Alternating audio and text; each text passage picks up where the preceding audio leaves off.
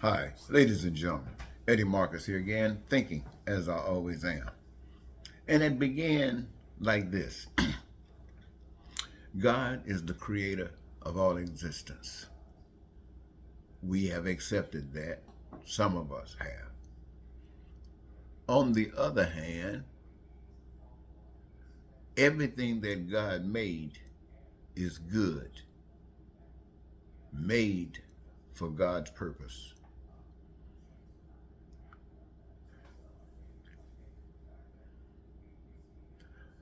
We experience good and bad,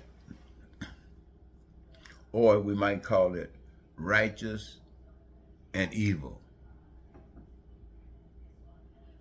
So that suggests that they both exist for God's purpose.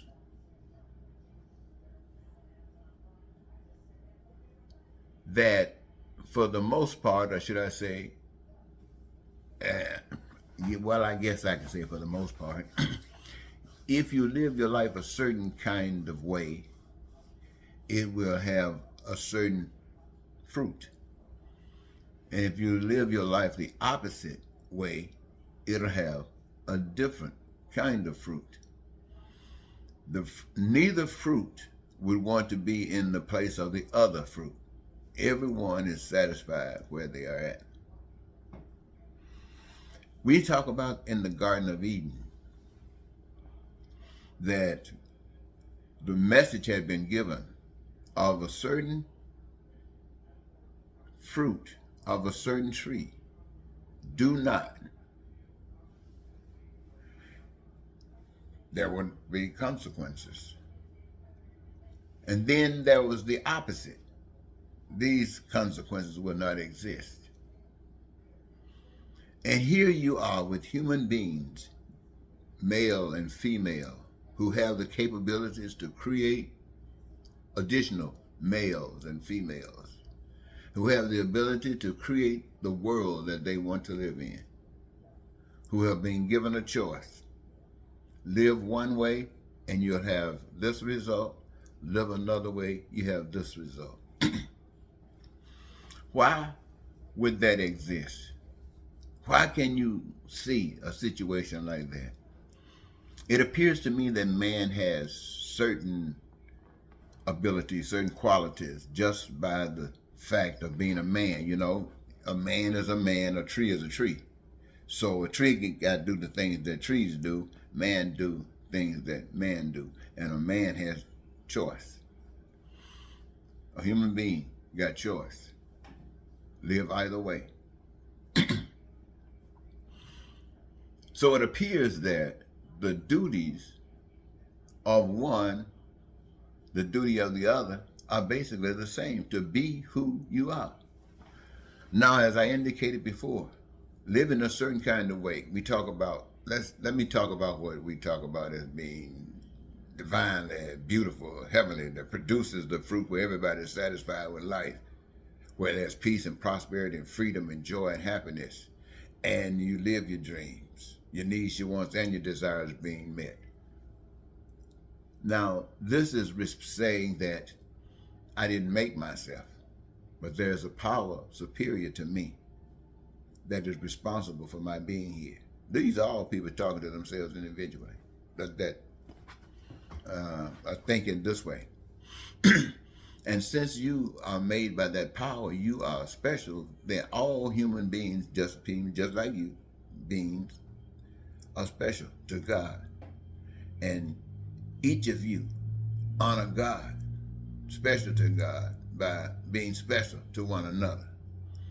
And by doing that, you can recognize that your imagination leads you about things to accomplish and to grow.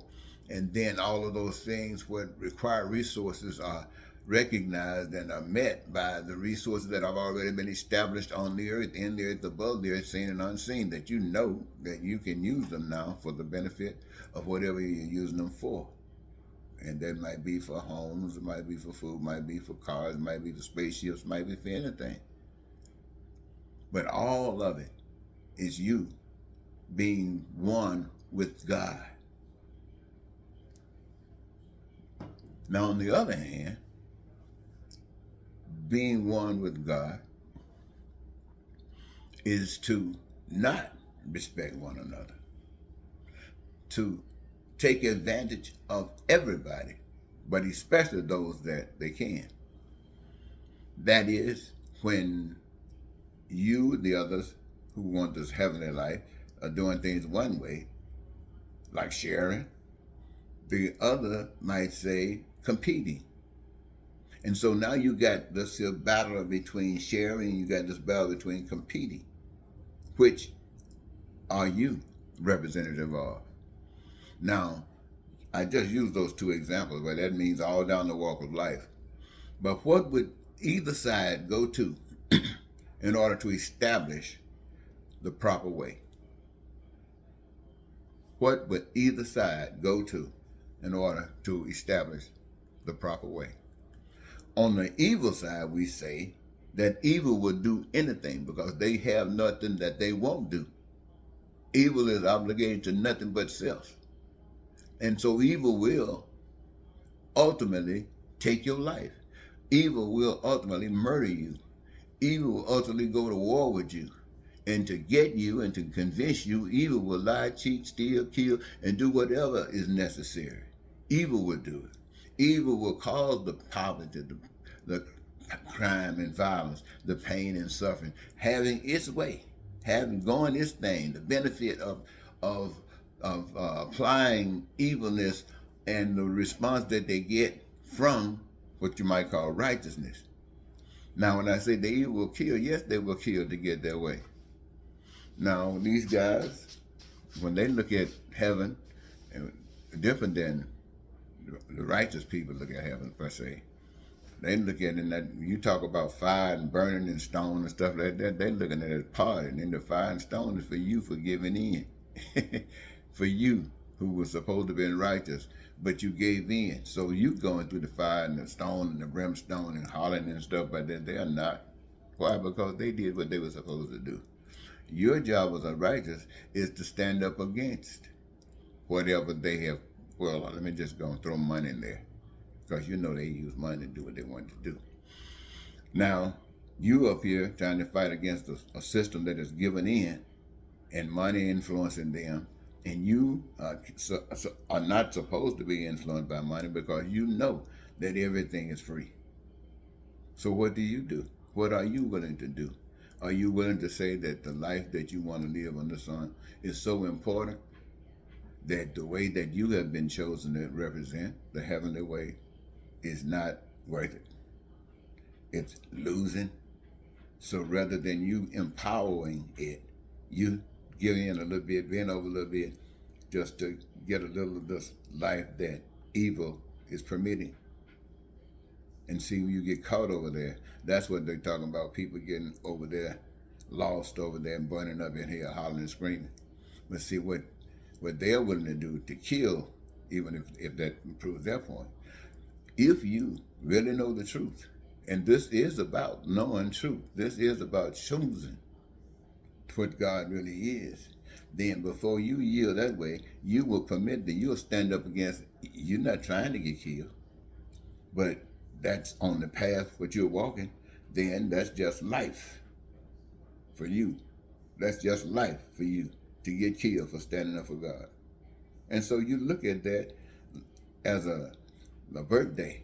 You look at that as a graduation day, because you don't know what God's plan is, but you know whatever God's plan is, it's all right with you.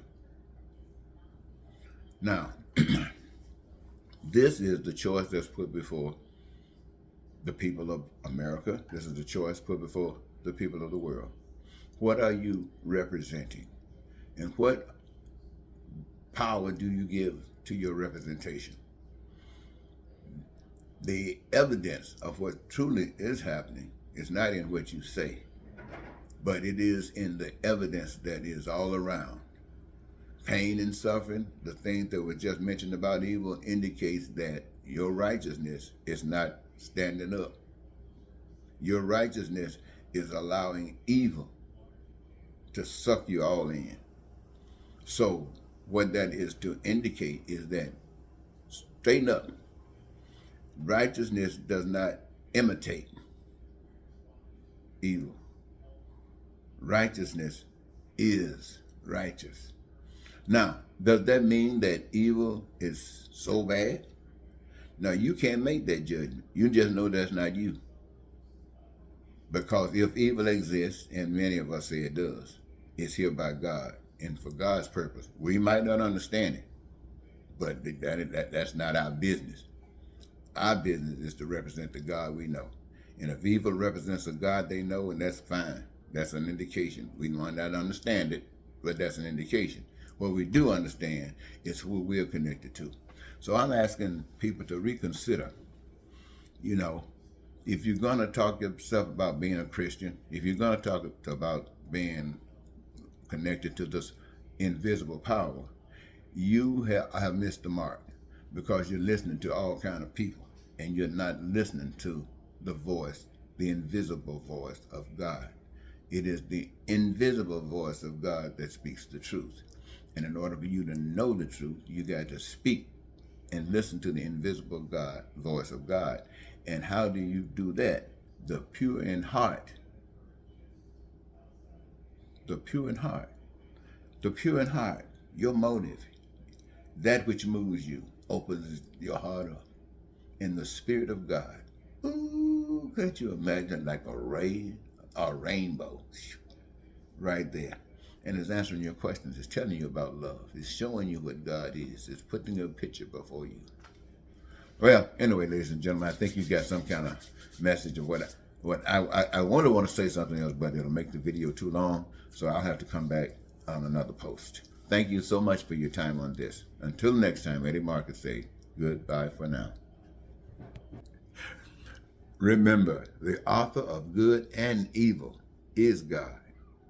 You have choice, and each choice has its fruit.